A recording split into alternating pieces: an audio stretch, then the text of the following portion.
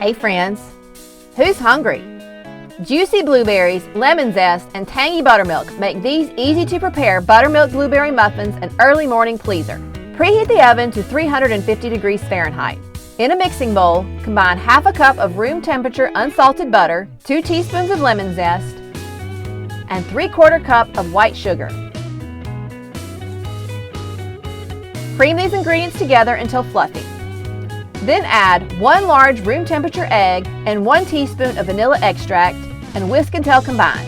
In a separate mixing bowl, whisk together 2 cups of all-purpose flour, 2 teaspoons of baking powder, and 1 teaspoon of salt. If you're using a stand mixer, switch to the paddle attachment. With the mixer running on low, add 1/3 of the flour mixture to the butter mixture, alternating with half of the buttermilk.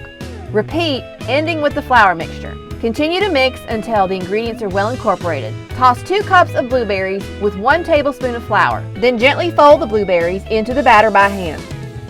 Line a muffin pan with paper muffin liners. Even though we're using liners, I still like to give them a quick spray with cooking spray because sometimes those little liners just don't want to come off.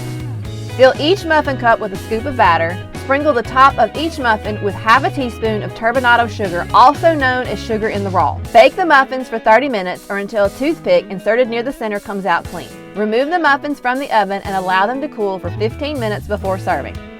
Looking for more recipes? Be sure to follow me.